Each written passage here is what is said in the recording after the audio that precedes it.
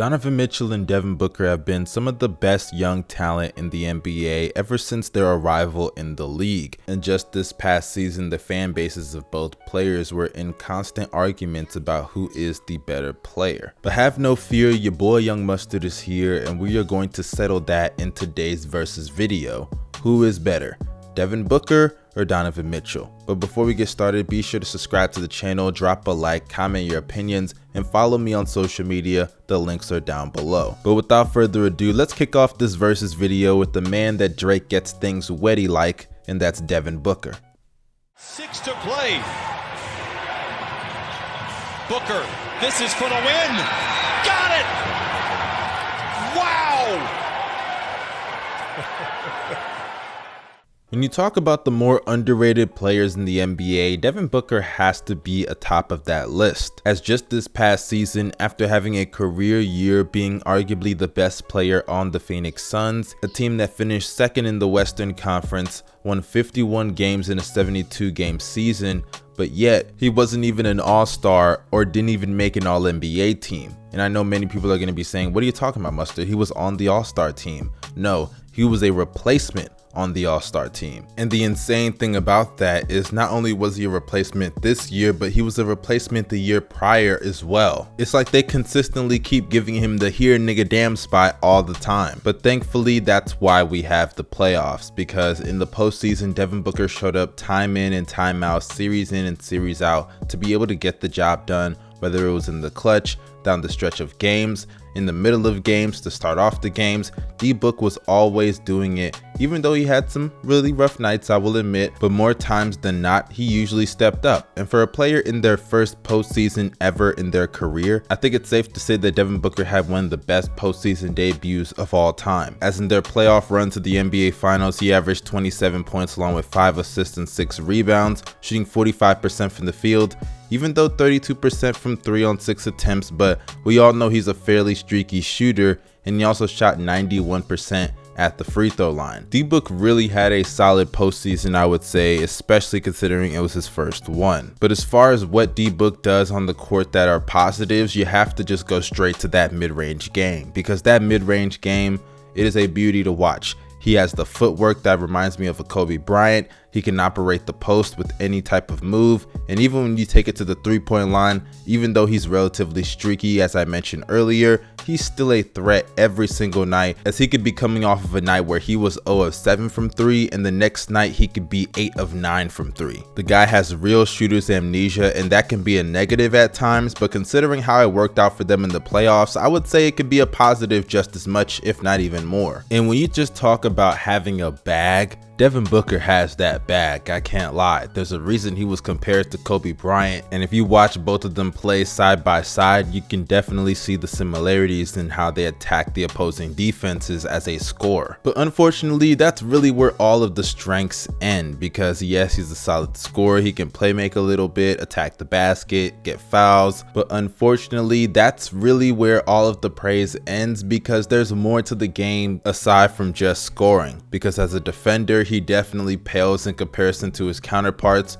Go back to the NBA Finals, as though the rough shooting night definitely contributed, but he had such a terrible game to where he had to get benched in the fourth quarter, as defensively he was just not good whatsoever. And let's not forget game 5, where he should have fouled out because of how bad he was on the defensive side of the ball, but you know, those refs are just idiots. As a playmaker as well, I definitely think D-Book has room to improve, as when he faces double teams, he does struggle to pass out of them. And I'm not saying he's unable of passing out of double teams, I'm just saying consistently he can't do it. I'm sorry, I've seen enough of D-Book to where I can understand that teams can easily trap him, especially when he gets to his spots in the mid-range game. And one of the reasons why I believe teams do trap him easily when he gets to his spots is because his handle isn't really that strong, as when you watch him against defenders that can get up into him, he definitely does struggle to put the ball on the floor. As Patrick Beverley, for example, against the Los Angeles Clippers, gave him a lot of problems on that side of the ball because of that weakness in his ball handling. But to be fair, Devin Booker is fairly young. He has time to improve. This guy isn't even 25 years old yet, and he already has a finals appearance on his resume with back-to-back 40-point games, I would add, in the NBA Finals. In one NBA Finals, we saw Giannis get back-to-back 40-point games, and then we saw Devin Booker do it. The only difference between Giannis doing it and Devin Booker doing it is that Devin Booker lost. So with more time on his resume, I expect more improvement in his games, and a lot of these weaknesses I expect to be turned into strengths very soon. But now that we've talked about my boy D-Book, let's now transition into our next player, and that is Spider himself, Donovan Mitchell. Does anybody try to be dumb? Mitchell! Oh, posterizes the big! Throwing it down on McGee!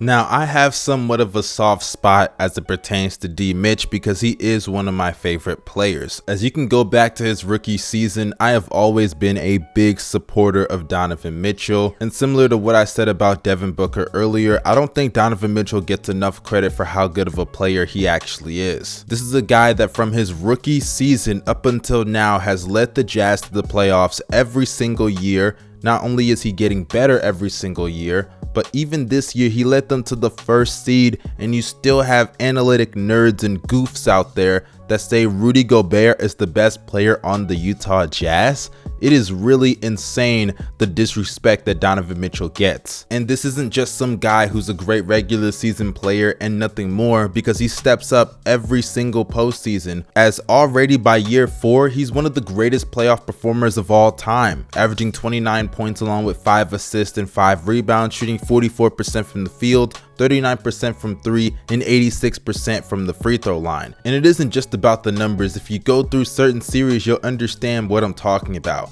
Like what he did in his rookie season against Russell Westbrook and Paul George, a series that many people didn't see the Utah Jazz coming out of the first round, but he beats them in 6 games and torches Paul George in a way we didn't think was possible at the time.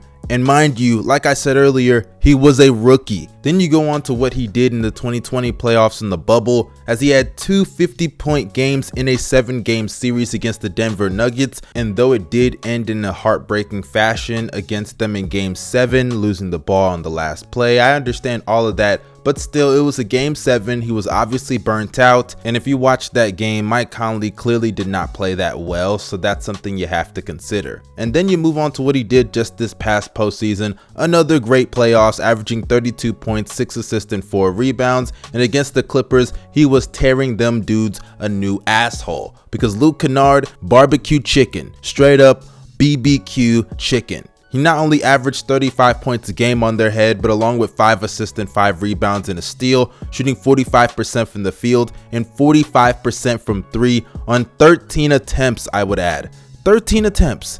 It is insane how he was torching up the Los Angeles Clippers. If he just had some offensive help, not only would they be able to get to the Western Conference Finals, but there's a chance they probably would have been able to get to the NBA Finals also. So as far as his strengths go, playoff performances definitely are going to favor D Mitch, but as a player, when you just watch him, he's one of the best scorers in the league. In the regular season, he may have moments of shot chucking, but as an individual scorer, he's still one of the league's best with the ability to score on all 3 levels. He can score from behind the arc as he's one of the best 3-point shooters in the league. He can attack the mid-range game. He can also get to the basket and finish at the rim, as he's one of the best finishers in the NBA with insane bounce. This is a guy that's around 6'1", 6'2", and can dunk on 7-footers with ease. And aside from just his scoring prowess, when you look at him as a playmaker, I believe he's one of the most underrated playmakers in basketball. The assist numbers may not show it, but considering that he's been in a backcourt with primary ball handlers like Ricky Rubio or Mike Conley, and Quinn Snyder heavily emphasizes ball movement,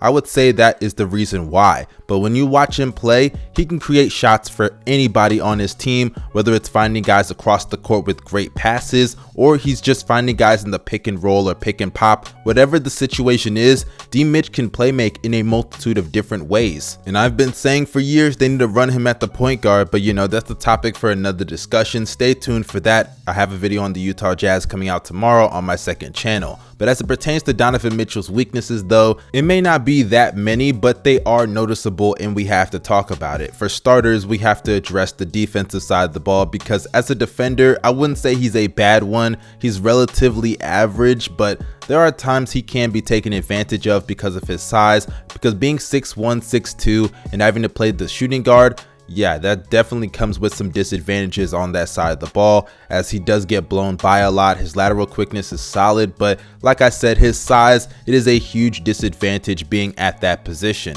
And then you throw in the fact that he can somewhat shot chuck at times, because as good as a shooter as he is, he's not a Steph Curry, he's not a Klay Thompson, he's not a Damian Lillard, but sometimes he throws up a lot of threes. Like, he is one of those guys, and don't get me wrong, he makes some of them. He has some really hot shooting nights, but sometimes he can shot chuck. And when you're doing that, unless you're one of the elite shooters, you're gonna have some really rough shooting nights. And it's not like he's a great defender, so obviously when you have those rough shooting nights, what are you really doing for your team to help them win games? I'm just saying. But that then brings us to our final verdict of who is a better player, Donovan Mitchell or Devin Booker. And this is tough. Similar to the Luka vs Harden video, similar to my last video with Jason Tatum and Paul George, this really just falls down to who you want on your team and your opinion, because both of these guys are fairly close when it comes to who is the better player. But as it pertains to who I believe is the better player, I gotta go with my guy D Mitch, because for starters, D Mitch is the better playmaker.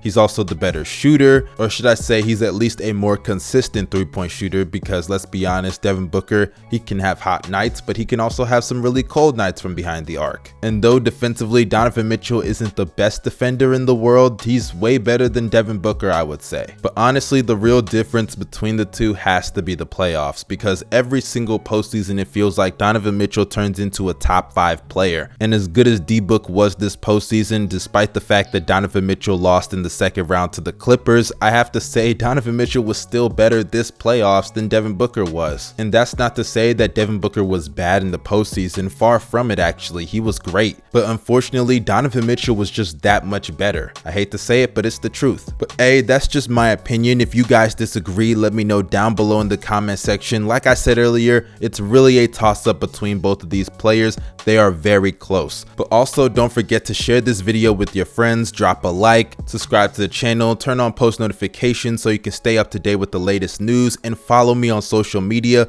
The links for my Twitter, Instagram, Twitch, all of that is down below in the description box. This is your boy Young Mustard signing out. Y'all stay safe and have a blessed day. Peace.